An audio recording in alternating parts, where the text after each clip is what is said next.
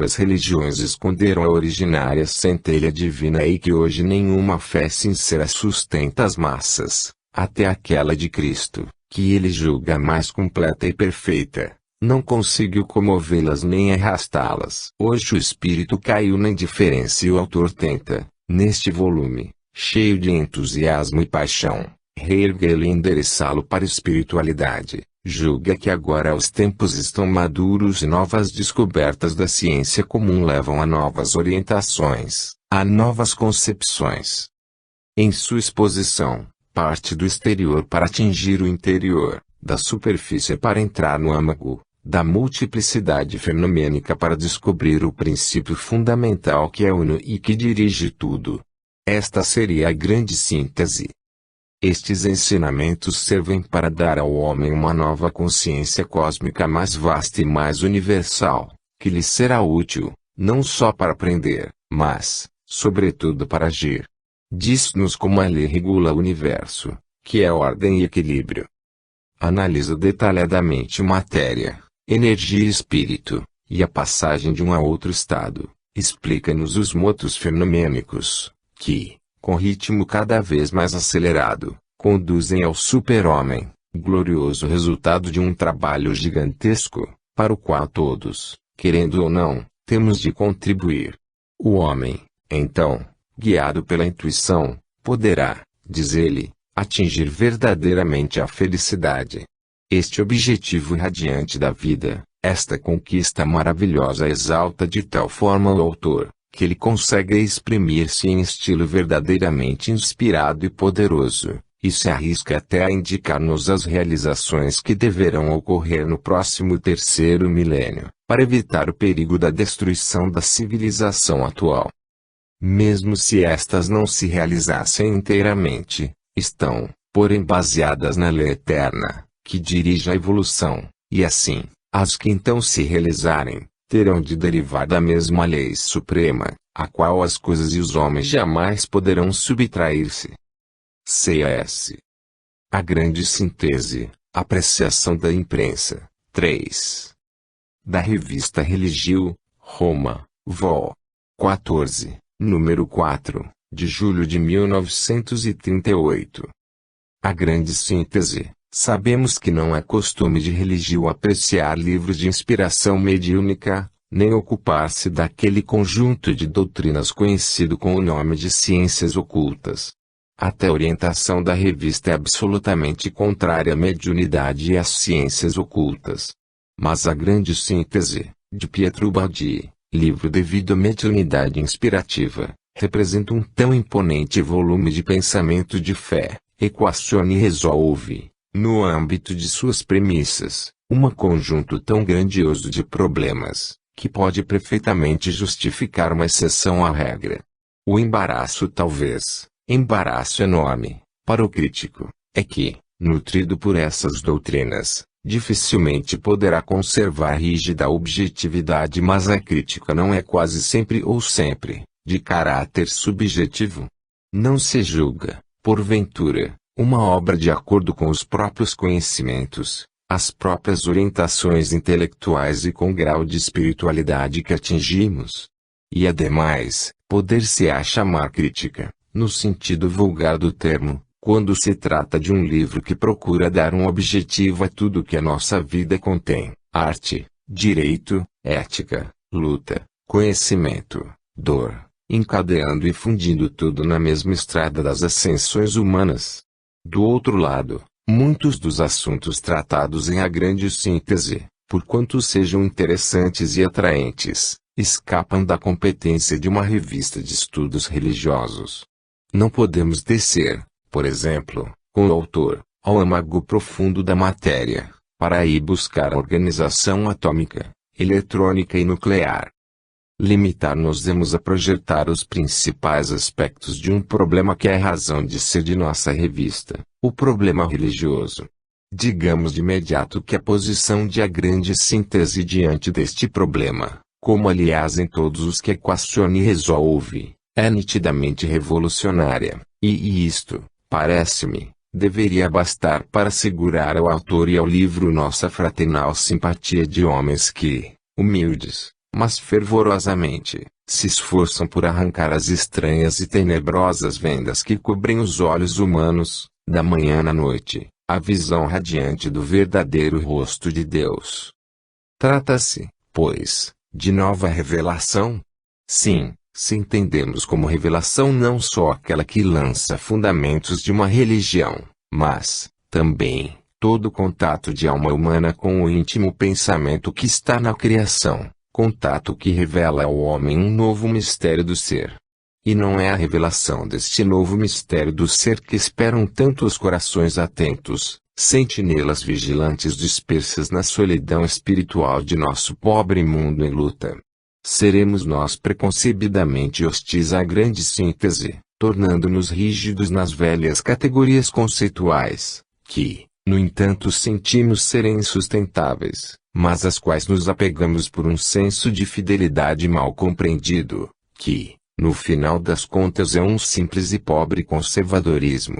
Penso que a grande síntese deve ser lida e meditada com o coração puro e a mente pura.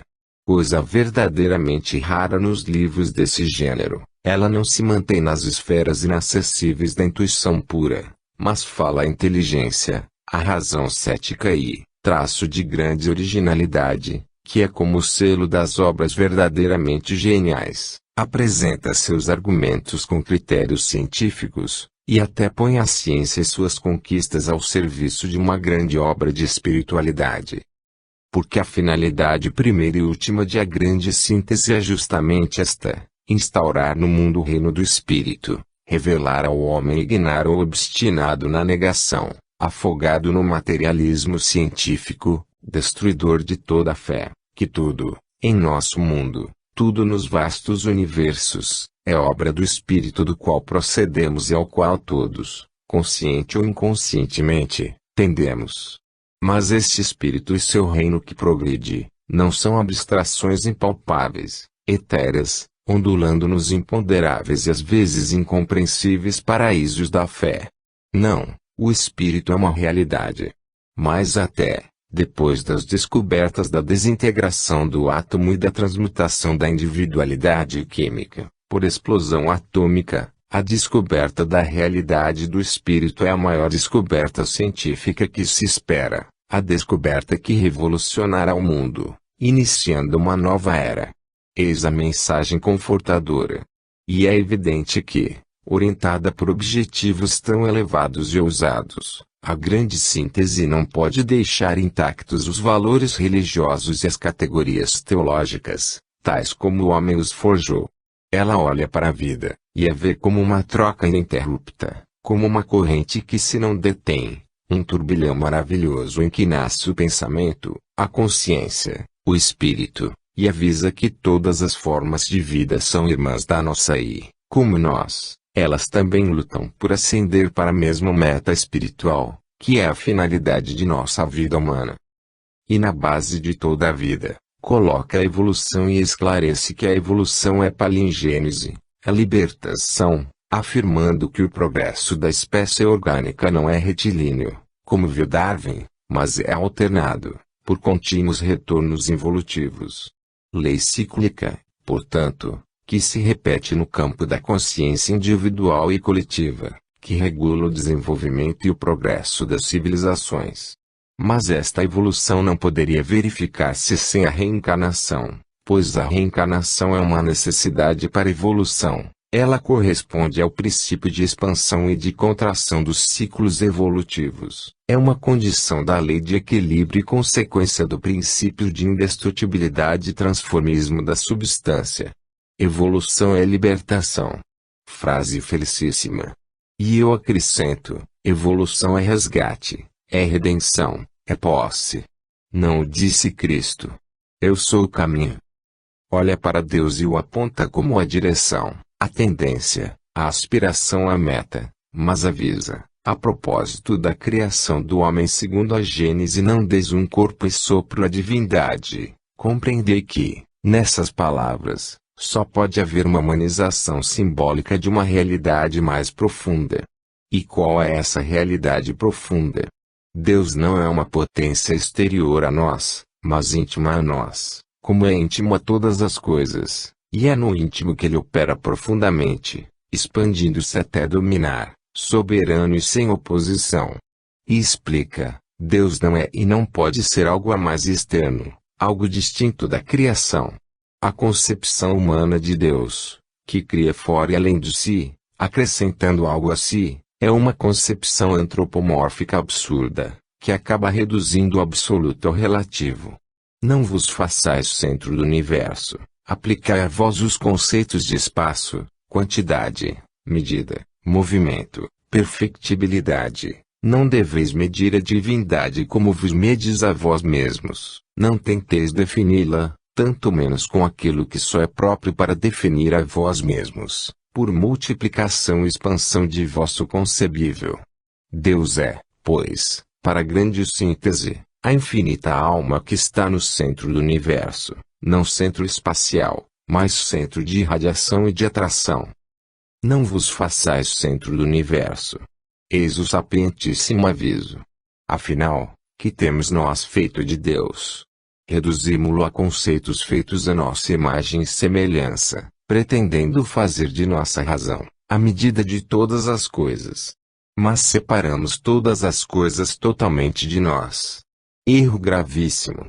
Porque a alma do homem e a alma das coisas são como diversas expressões de Deus, em planos diversos de evolução e ambas tendem para Deus, obedecendo a única lei, aquela lei que é a ideia central do universo, o sopro divino que o anima, o dirige, o move.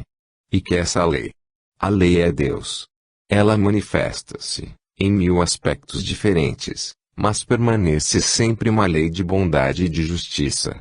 E qual é a mais alta expressão da lei, que podemos conceber? O Evangelho de Cristo, cuja compreensão significará a realização do reino de Deus. A primeira impressão, diante desta resposta, é perguntar que tem a ver o Evangelho de Cristo, diante desta nova revelação monística, que procura dar ao homem uma consciência cósmica.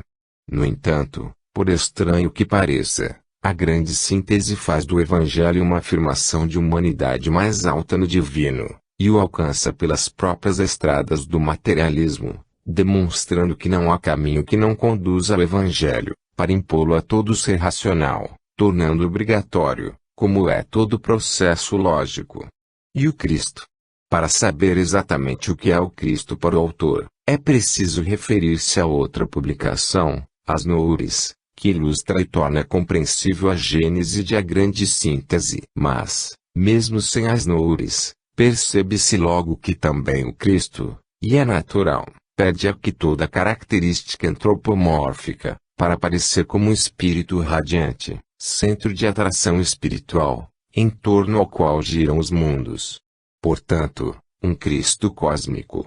O Badi, e aqui entramos no verdadeiro lado ocultístico da obra, apresenta sua mensagem tal como se lhe revelou. Mas, ao mesmo tempo, sua voz avisa, a nova revelação não vem para destruir a verdade que possuis, mas para repeti-la numa forma mais persuasiva, mais evidente, mais adequada às necessidades da mente humana que progrediu, e traça o grande caminho da conciliação entre ciência e fé. Compreende-se que uma conciliação só se realiza com renúncias de ambas as partes. Portanto, se de um lado, a fé tem de renunciar àquele seu caráter de realidade, que ela mostra diante da objetividade do positivismo científico, a ciência precisa deixar de fazer uma auto-apresentação de soberba, à procura da utilidade da especulação, únicos ideais de suas pesquisas. E, como a ciência não deve permanecer um produto árido do intelecto, assim a fé não deve permanecer unicamente produto do coração, que não sabe dar as razões profundas à mente que quer ver. Mas a ciência não deve mais ignorar um fator, que agora de propósito ignora, o fator moral e espiritual, e o cientista não deve ser apenas um paciente colecionador de observações, mas também, e sobretudo, uma grande alma que saiba olhar na profundidade de si mesmo e na profundidade dos fenômenos, ou seja, que saiba sentir através da forma, a substância que nela se esconde. Assim, espiritualizando a ciência, e reconduzindo a fé ao campo racional, é possível reconciliar essas duas forças invencíveis de evolução, estes dois aspectos de uma só verdade. Numa palavra, a grande síntese pretende, como disse eu de início, dar ao mundo a ciência do espírito, a fim de que o homem seja digno de penetrar o mistério da vida, superar a dor, vencer a morte. Giuseppe Vingiano. O amigo Vingiano deu-se conta perfeitamente da delicadeza de sua tarefa, de falar de obras ocultísticas, como as de Pietro Baldi, em Religio, revista, por definição, histórica e positiva.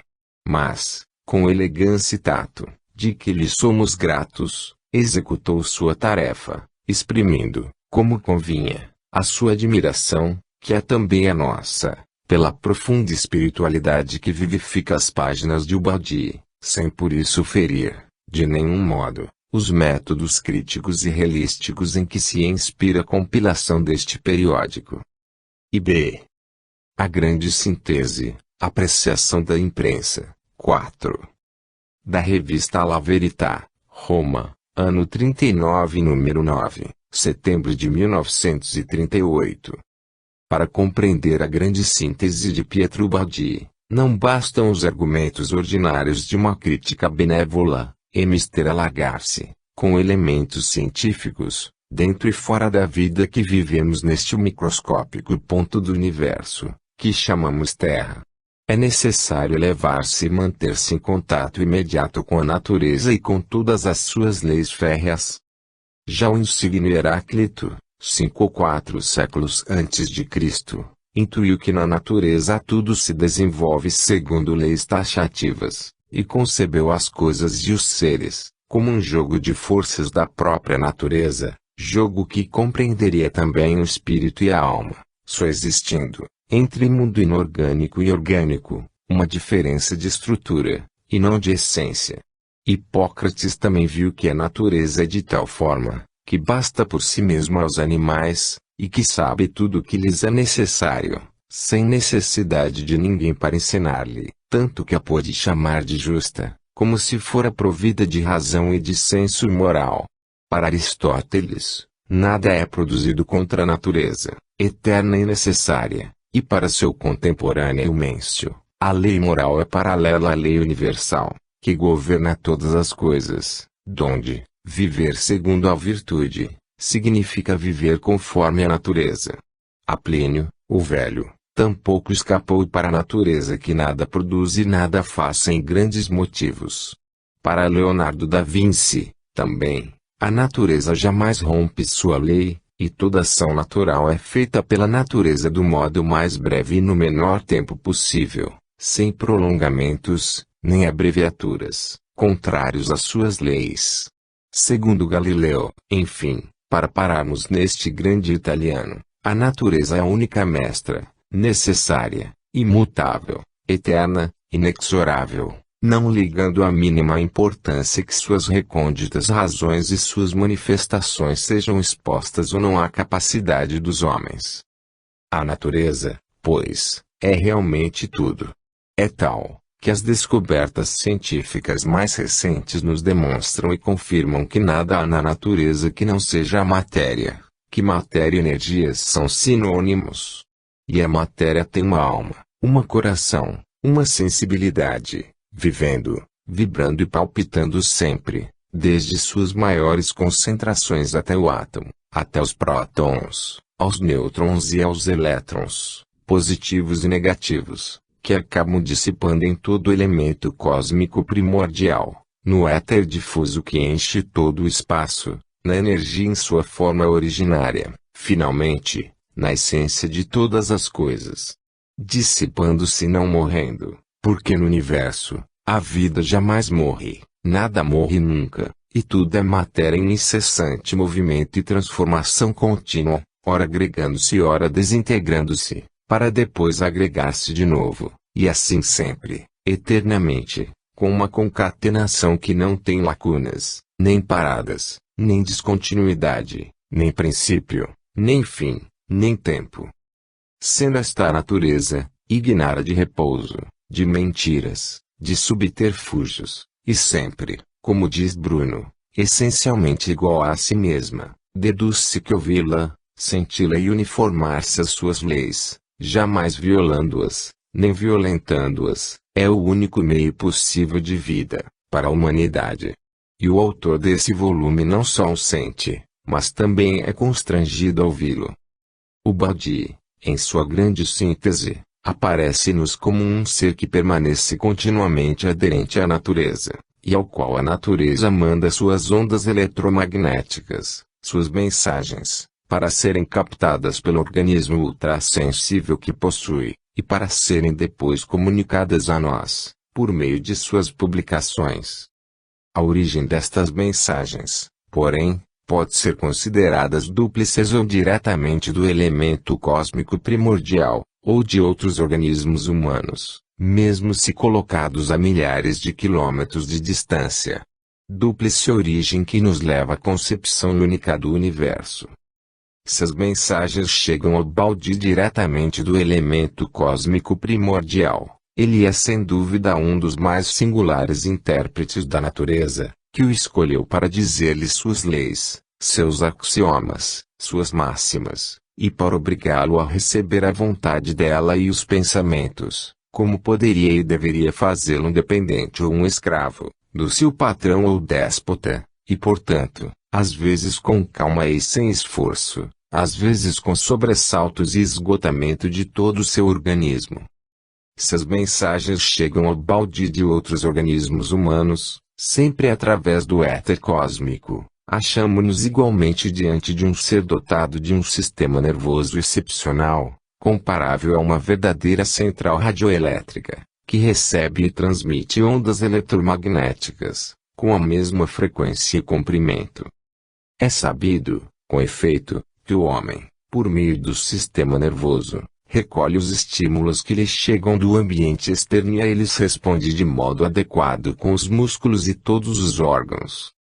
É sabido ainda que o cérebro, que é a parte mais importante no sistema nervoso, está provido de bilhões de células, constituídas por uma floresta de filamentos, que se comportam como antenas da telegrafia Marconi.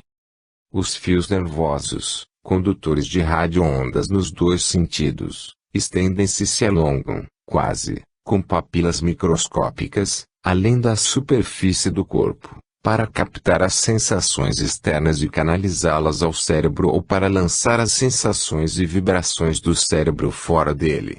O sincronismo entre dois cérebros e organismo humanos é fulmíneo, tal como acontece para as radiações do gênero e da velocidade das ondas eletromagnéticas e da luz, iguais a 300.000 km por segundo ou a 7 vezes a volta à Terra, na mesma fração de tempo.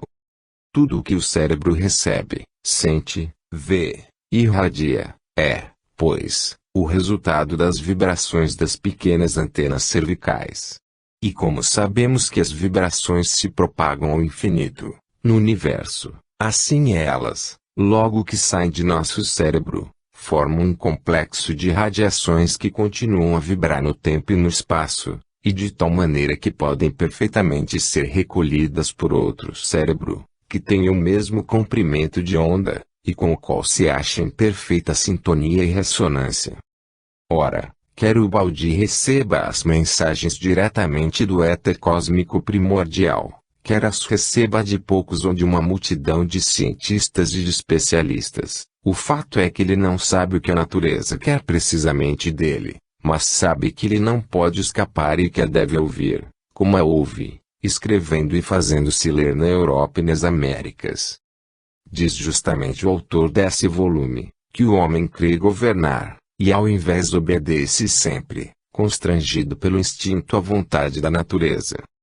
O instinto, com efeito, não é, como não lo dizem todos os filósofos que não sabem fazer entender-se, o sentimento interior, o movente interno, o impulso natural que dirige os animais em sua conduta, a fazer as coisas sem que haja intervenção da reflexão etc.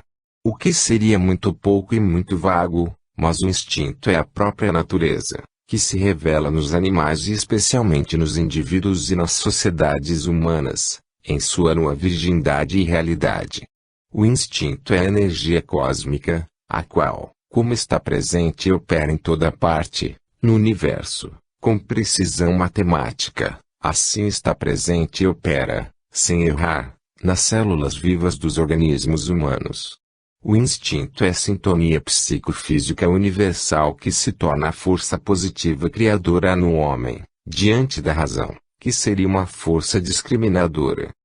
E graças a esse instinto e é com ele, que o Baldie pode tratar os mais variados argumentos de fenômenos do universo, sem perturbar-se, sem confundir-se, ao mesmo tempo em que, de sua Hermida de Goodwin que é professor, tudo quanto ele sente e diz, é quase sempre cientificamente exato. O valor e a importância de a grande síntese de Baldie, à parte as evidentes erudições do autor do volume, está justamente na estreita correlação e harmonia entre a natureza e seu instinto, ou entre a natureza e sua constituição e individualidade psicofísica, a tal ponto que nos faz desejar, para que nos dê novas provas dessa harmonia, que perdurem nele o maior tempo possível, as condições favoráveis, que essa harmonia determinou. Nesse ínterim, mostramo-nos gratos ao Baldie pelo que oferece aos leitores dos dois mundos. Mesmo que por vezes pareça que a natureza não se lhe tenha bastante revelado ou que ele não tenha podido captar bem as ondas eletromagnéticas e o pensamento dela. A grande síntese deve, pois, penetrar o espírito e a alma de quem a ler, mesmo nas traduções, tanto quanto penetrou nossa alma e nosso espírito, que várias vezes relemos aquela síntese, não tanto para estudos de caráter retórico ou filosófico, mas de absoluto neopositivismo, mesmo político. Roma, setembro de 1938. Antonio Dalia, ministro plenipotenciário da Itália. O autor deste artigo, Antonio Dalia, ministro plenipotenciário da Itália, é conhecido no mundo cultural por suas múltiplas obras, poderosas por seus pensamentos profundos e originais. Sua competência reconhecida em ciência política torna autorizadas estas impressões e julgamentos, nascidos de uma afinidade de seu pensamento com o de Baldie, especialmente no campo político, histórico, econômico e social, por uma orientação comum filosófica, que acende as mais profundas raízes biológicas e cósmicas daqueles fenômenos. Por isso Dalia quis citar o Baldie, bem umas 100 vezes, em seu alentado volume Máximas de Arte e de Ciência Política, publicado em Roma. A redação. A grande síntese, apreciação da imprensa, 5. Da revista La Verità, de Roma, agosto, 1939. A grande síntese, obra filosófica de nosso culto colaborador, Pietro Baldie, publicada em língua italiana pelo editor Oepli. Foi recentemente traduzida em língua espanhola e publicada pelo editorial Constancia, Buenos Aires, Argentina, com o título de Síntese Cósmica. Do prefácio da editora extraímos, com alegria os seguintes trechos, o interesse despertado por esta obra transcendental, do ilustre pensador italiano, tanto nesta parte do continente americano como nos países europeus, foi enorme. Hoje o nome de Baldie é tão amplamente conhecido nos ambientes intelectuais, científicos e espiritualistas, que seria supérflua uma apresentação de sua personalidade. Obra destinada a revolucionar o pensamento moderno, sob os múltiplos aspectos de filosofia, ciência e ética, as sínteses cósmicas se reveste de capital importância, por causa de sua gênese. Do livro de Baldie, apareceu também a tradução em português, A Grande Síntese, num belo volume encadernado em preto e dourado, 5.000 cópias, publicado pela Federação Espírita Brasileira, Rio de Janeiro. Os leitores que de perto conhecem o pensamento do autor, através de apreciados artigos por ele publicados nesta revista, e estamos certos de que, conosco, compreenderam de imediato achar-se diante de um pensador original, de um italiano que honra seu país, e de um escritor militante e combatente, para afirmar-se vitorioso com os valores do espírito, poderão apreciar ainda mais completamente o valor de sua concepção da vida, aproveitando-se da procuradíssima edição italiana. A.S. Várias críticas.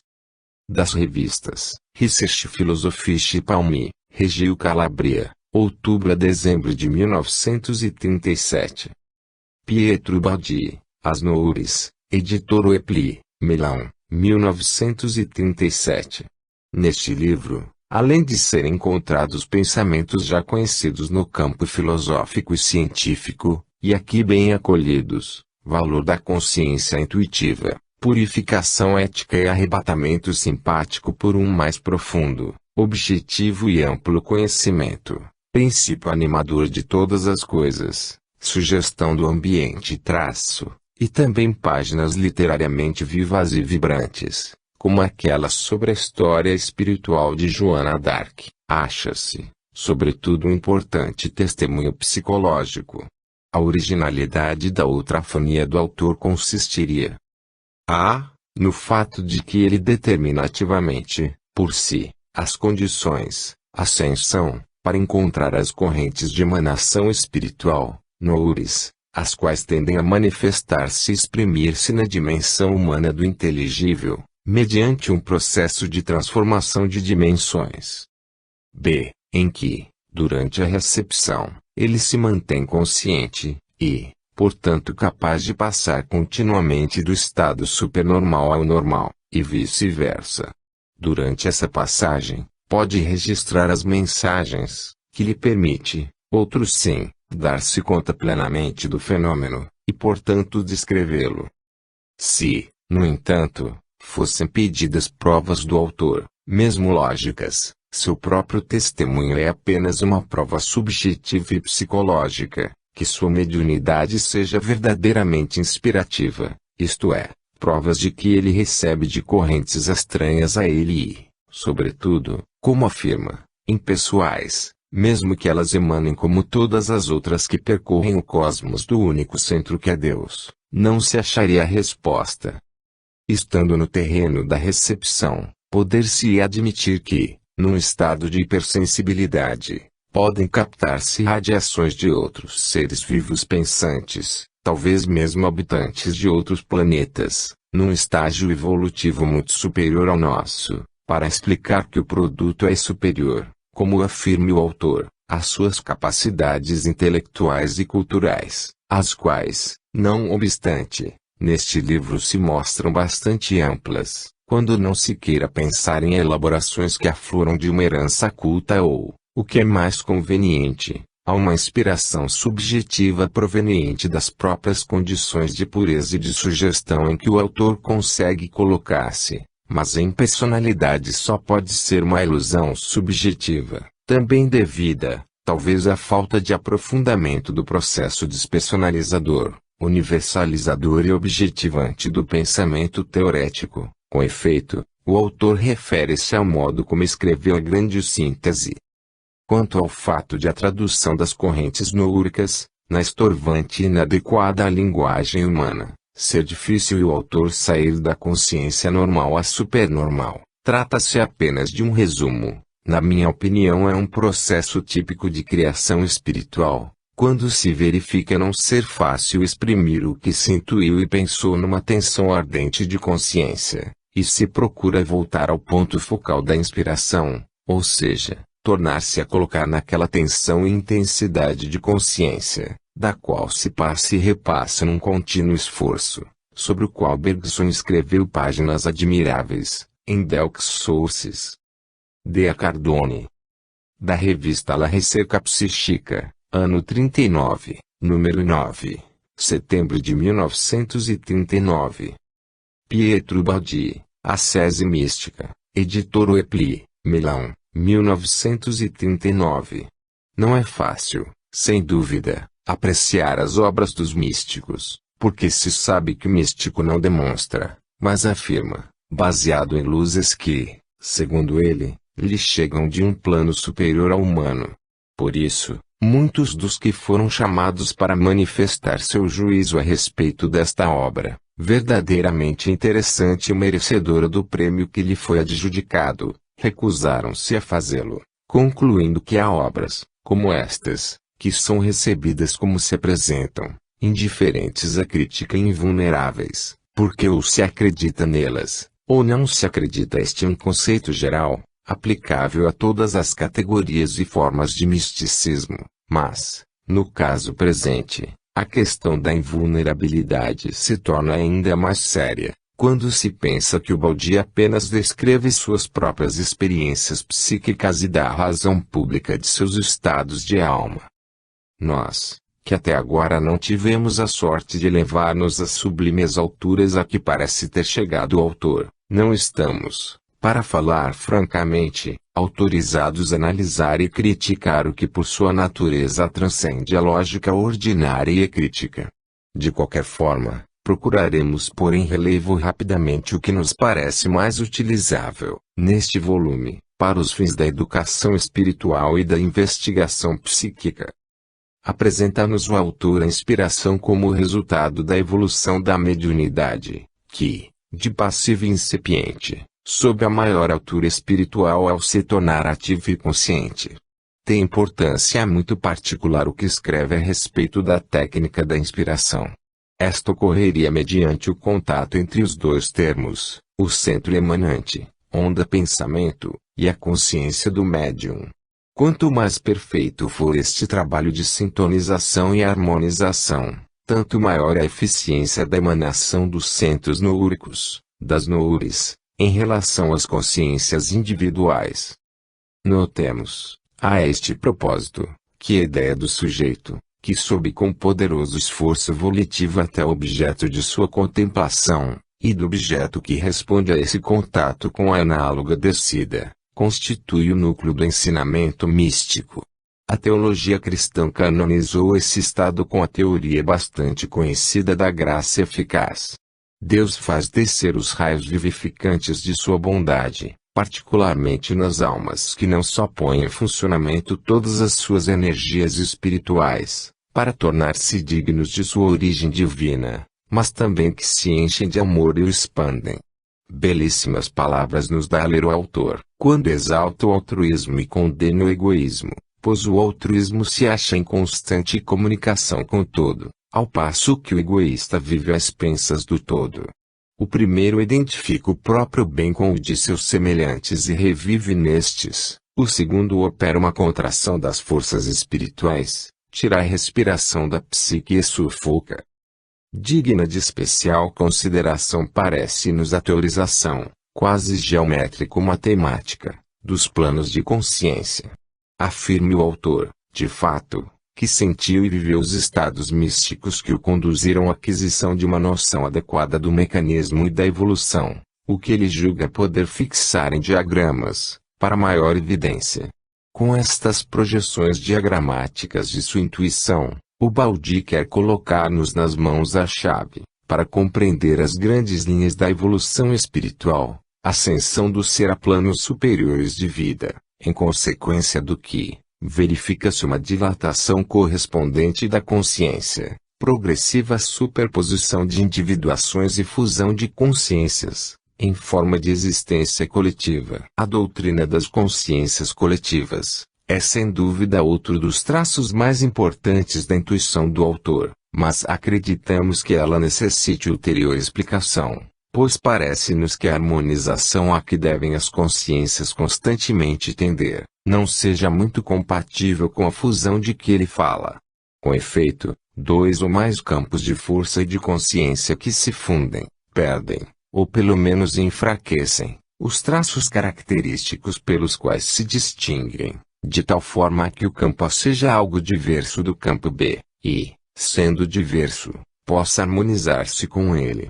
Está bem que, apesar desta, a individualidade se conservará, pelo fato de que a zona de não coincidência, 1/2, 1/4, 1/8, 1/16 etc., jamais se anula, mas parece-nos que a lei de atenuação do separatismo entre unidades de consciência correspondente à lei de fusão de individuações, seja desvantajosa ao verdadeiro e próprio princípio da individuação, que pode ser considerado como pressuposto da harmonia e do amor, aos quais Ubaldi levanta-nos em termos tão profundamente apaixonados. Numa palavra, o caminho do espírito não pode ficar assinalado por um enfraquecimento da individualidade, embora com aplicação mais vasta da boa vontade por parte de cada ser consciente. É fácil perceber, ficando no domínio do racional, que os termos amor, altruísmo, sacrifício e também coletividade implicam a azedade e a pluralidade das consciências, e são representantes apenas dos vínculos morais que ligam umas às outras. É verdade, também, que quando duas ou mais pessoas se amam desesperadamente, costuma dizer-se que suas almas se fundem, mas aqui trata-se de figura retórica e expressão poética. No entanto, merecem louvor incondicional os propósitos do autor, de guiar a humanidade aos planos espirituais mais elevados, de ajudá-la a penetrar no domínio do superconsciente. Ele exalta o amor e as mais altas virtudes, e o faz com linguagem tal que produz certamente impressão bem profunda, especialmente naqueles que sentem a sugestão da florescência mística. É preciso sobretudo apreciar estes trabalhos em vista do bem e do conforto que trazem a uma parte da humanidade, e de particular modo quando ameaças graves pesam sobre ela. E se nos colocamos deste ponto de vista, temos de constatar que a expressão favoreceu otimamente a intenção do escritor.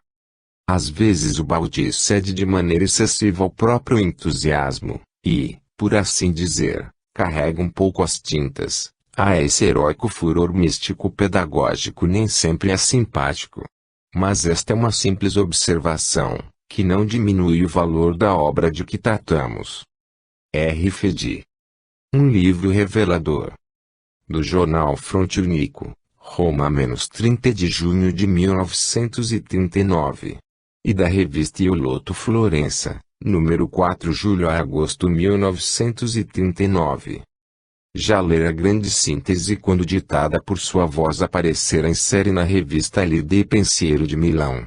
Relia com novo júbilo interior quando apareceu pela primeira vez em volume, publicada pela benemérita Casa Oepli. Tornei a lê-la pela terceira vez, nesta segunda edição, saída a pequeno intervalo da primeira, totalmente esgotada. E de cada vez pareceu-me ler um livro novo, ofuscante de esplendor. Livro harmonioso, que tem o poder de unir as profundidades abismais da terra com as insondáveis alturas dos céus, que é como a demonstração prática e científica do trimegistiniano, o que está embaixo é como o que está em cima. Ler este livro é como fazer uma viagem fantástica do mundo atômico ao mundo galáctico, do microcosmo ao macrocosmo, depois repousarmos, alegres e gratos, nos paternais braços divinos. Surge então a convicção no leitor atento e livre de preconceitos doutrinais, de que este livro representa para nós uma nova revelação. Não porque diga coisas novas em si, mas porque revela a nossa humanidade contemporânea um novo mistério do ser. Porque revelação não é apenas aquela que lança as bases de uma religião e que constitui infelizmente o rosto imutável diante da perene mutação das coisas. Mas revelação é todo o contato da alma humana com o íntimo pensamento que existe no criado e que revela ao homem aspectos novos e mais íntimos da verdade única. Nesta acepção, a grande síntese que Pietro Ubaldi, de Gubbio, escreveu por mediunidade inspirativa é, incontestavelmente, uma nova revelação. Muitas críticas foram feitas à obra e ao autor, que antes deveríamos chamar seu fiel e entusiasta amanuense, não tanto pelo conteúdo, que encontrou, na Itália e no exterior, geral aprovação e admiração, como pelo método de compilação, porque até homens de reconhecida elevação intelectual, enregelados nos velhos sistemas conceituais, não admitem que a grande síntese seja um livro escrito por mediunidade inspirativa, como esclarece o próprio autor. Não é num artigo de apreciação que convém demonstrar o engano de certas proposições. Parece-me, porém, que assim se faz a política do avestruz, cobre-se os olhos para não ver a luz. Em sua simplicidade mais simples, a situação é esta: Pietro Baldi é um professor de língua inglesa num real ginásio de província. Com a laurea em jurisprudência, não possui nenhuma competência específica de problemas científicos, políticos, artísticos, sociais, religiosos, e eis que ele escreve de jato, sem consultar textos, um livro que tende a dar objetivos a tudo que contém nossa vida empírica, arte, direito, ética, luta, conhecimento, dor etc. Tudo fundindo-se e canalizando-se no mesmo caminho das ascensões humanas. Além disso, o que deveria parecer como valor comprobatório a quem não conheça por longa experiência esse fenômeno inspirativo de que o Baldi é um testemunho magnífico, é a sua sinceridade e modéstia. Numa época em que é moda revestir-se com as penas do pavão e cobrir-se a própria nulidade com cínica desenvoltura do saber alheio, o Baldi tem a humildade de declarar que a grande síntese não é propriedade sua, mas que ele foi um instrumento inteligente e consciente nas mãos de forças que o sobrepujaram. Ora, se apreciamos e admiramos o conteúdo do livro, pela altura e nobreza dos conceitos de que trata, pela profundidade dos raciocínios e a genialidade das soluções, além do que pela elegância segura do estilo, isso o autor confessa e demonstra em outro livro seu, As Noures, que foi apenas uma antena que recebeu correntes de pensamento. Temos o dever de reconhecer que esse livro apresenta uma mensagem que nos vem de fonte misteriosa e invisível, como um ensinamento e um aviso. Que nos diz essa nossa mensagem? Não é possível dar o resumo, nem mesmo esquemático dele, porque a grande síntese é um livro que se lê, mas não se resume nem mesmo se critica. A matéria tratada é tão vasta e profunda, representa tão imponente massa de pensamento e de fé, tão rico e grandioso equacionamento e solução de problemas, que o trabalho de quem faz apreciação é deveras difícil. O que se pode e se deve dizer é que a grande síntese nos liga intimamente à tradição mil vezes milenária do ocultismo, entendido não como um empirismo em que se retemperam tantos desocupados maníacos de aparecer aureolados de mistério, mas como uma concepção eminentemente aristocrática do saber e do poder humanos, reservados a poucos seres de exceção, capazes de penetrar além dos limites das realidades sensíveis e chegar ao conhecimento integral das leis e ao domínio inteligente e benéfico das forças que regem a vida universal. Isto justifica ainda mais o que antes disse, isto é, que a grande síntese é uma revelação, no sentido de que nos dá uma parcial desocultação de certos conceitos e de certas leis que eram, há tempo, o apanágio ocioso das assim chamadas ciências ocultas, e isso é um sinal manifesto de que efetivamente a vida una, como é na verdade, a qual é já toda contida na sabedoria antiga, vem aos poucos revelando todo o seu esplendor, proporcionando a inteligência dos povos, cada vez mais aberta e receptiva. Da teoria atômica doutrina da preexistência das almas e a pluralidade das existências terrenas, da teoria da evolução cíclica do universo a conciliação entre ciência e fé, entendidas como dois aspectos de uma mesma verdade, como duas forças invencíveis de evolução. A grande síntese desenvolve uma série de conceitos e de doutrinas que todos os ocultistas conhecem muito melhor que o Baldi, mas que jamais tinham sido desocultadas e apresentadas ao público com a palavra convincente simples e a fina genialidade de demonstração, com as quais o Baldi as apresenta neste valiosíssimo livro. Mas, poderão objetar-me, que a organização da matéria era conforme a disposição planetária de nosso sistema solar, que a evolução humana se desenvolvia segundo uma lei cíclica que comporta fases alternadas de involução e evolução cada vez mais amplas, determinando de um lado a progressiva ascese dos indivíduos e as fases de decadência e de ascensão dos povos, que todas as formas da vida eram irmãs da nossa, lutando como nós para ascender à mesma meta espiritual que é o objetivo da vida humana. Tudo isso já fora intuído pelos filósofos da Idade Clássica, desde Tales de Mileto a Zenon de Elea, desde Leucipo de Abdera a Platão de Egina, que antecipam de 2500 anos, mais ou menos, as conquistas da ciência moderna. Isto é verdade, Mas o valor de A Grande Síntese reside justamente nisto, que ela endossa o dia na psicologia científica como a única expressão susceptível de fazer compreender aos homens deste século a beleza inefável e a resplendente realidade dos mistérios que foram intuídos pelos filósofos da época clássica, que a ciência oficial só agora começa a revelar e que A Grande Síntese esclarece e desenvolve.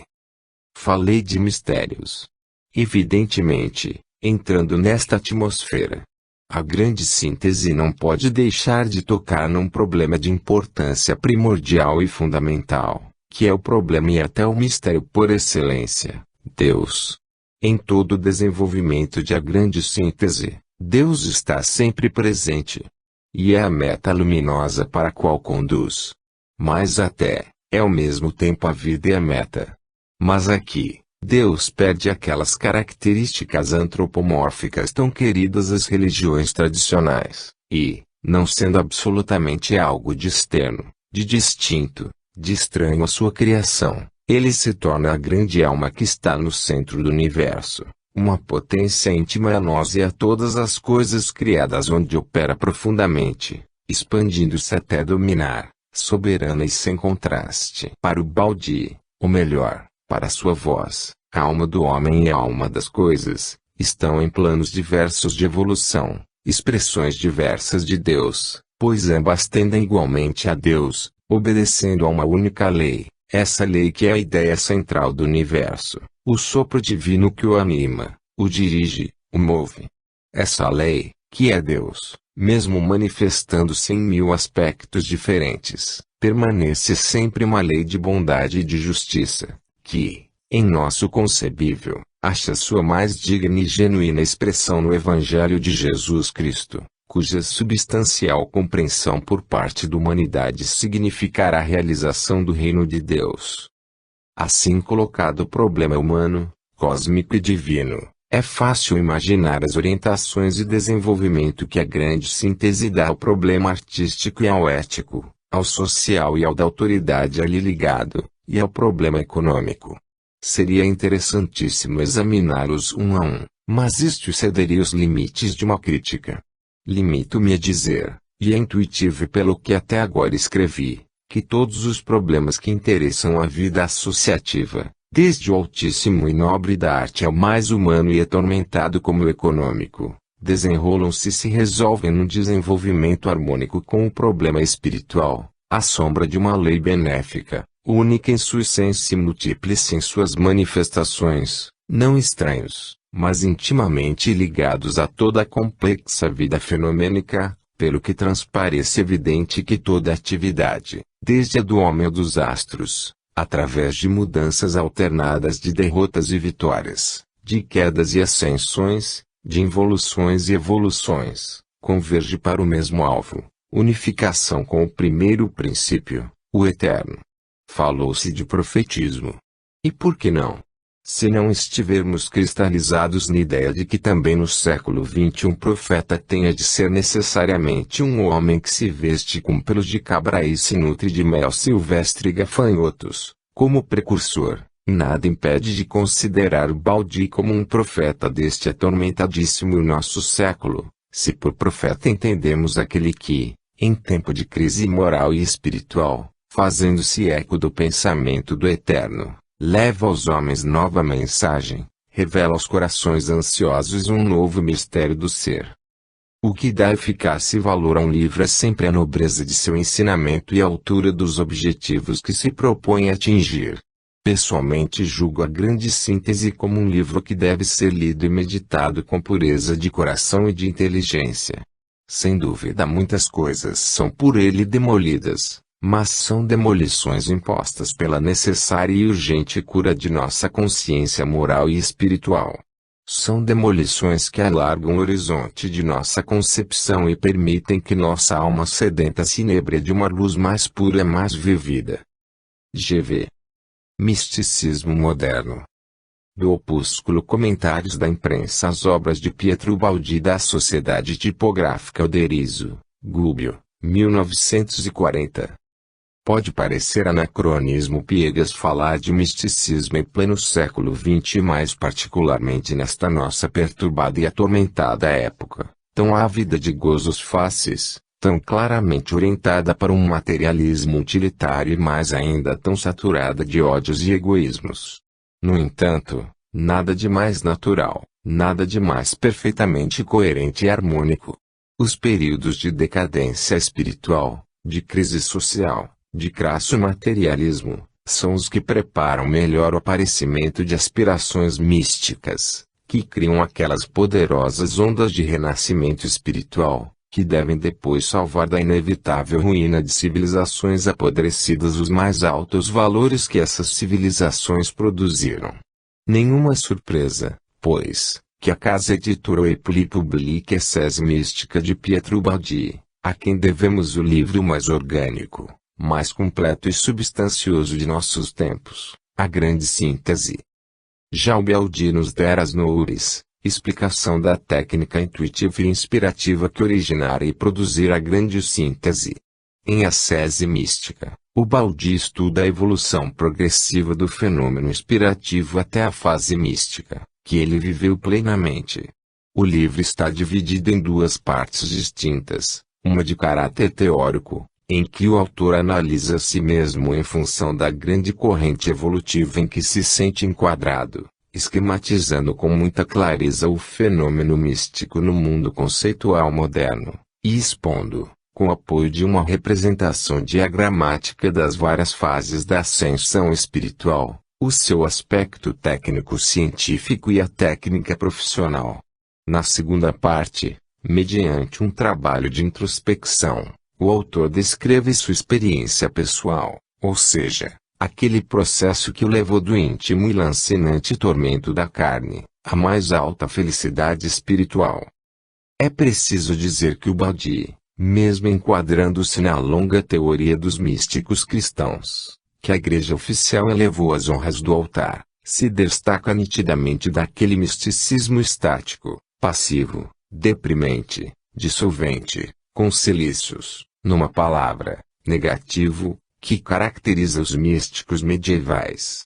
Espírito profundamente latino e homem de seu século, o Baldi foge de tudo que é negativo, porque percebe com sensibilidade finamente cristã que o isolamento do mundo e de seus semelhantes é sempre um pouco de isolamento de Deus.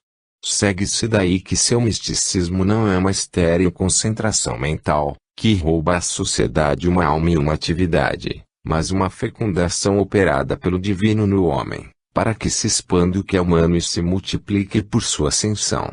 Trata-se, pois, de um misticismo ativo, vibrante, dinâmico, tal como convém a um homem do século XX, que age, portanto, não como uma agressão à vida, mas como um auxílio à mesma. À primeira vista, parece que deva haver nítida e radical incompatibilidade entre misticismo e dinamismo. É que não sabemos imaginar hoje, após séculos de deformado e absurdo ensinamento católico, um misticismo que não ache seu alimento na solidão e no mais mortificante auto-martírio, tanto estamos nós longe e esquecidos do ensino de Cristo, que jamais disse a seus discípulos: abandonai o mundo, e vossos irmãos, e sede eremitas em tétrica furna por amor ao meu nome. Não. Disse exatamente o contrário. A seus discípulos deu um grande mandamento: ide pregai. Portanto, o verdadeiro discípulo de Cristo, o que tem intenção de segui-lo em sua senda, e realizar totalmente a ordem soberana de amar o próximo como a si mesmo, deve viver no mundo. Mas, vivendo no mundo, não precisa ser do mundo. Esta é a clara e severa ordem que o divino mestre Galileu deixou a seus sequazes e nisto reside o segredo da verdadeira vida mística. Portanto, traem clara e conscientemente esta ordem àqueles que, na intenção de seguir o ensinamento crístico, abandonam o mundo e se isolam de toda a atividade humana. Longe de seus próprios semelhantes, como podem amá-los? O amor não é simpatia estéril, mas ação incessante. Eram místicos, e verdadeiros místicos cristãos, ou seja, ativos, vibrantes e dinâmicos, cada um em seu próprio caminho e sua missão a cumprir. Francisco de Assis e Joana d'Arc. Sem dúvida, lendo este livro, pode medir-se o caminho percorrido por Ubaldi desde as primeiras mensagens espirituais e da própria grande síntese. Com a ascese mística, Ubaldi se transfere para uma zona de espiritualidade ardente que escapa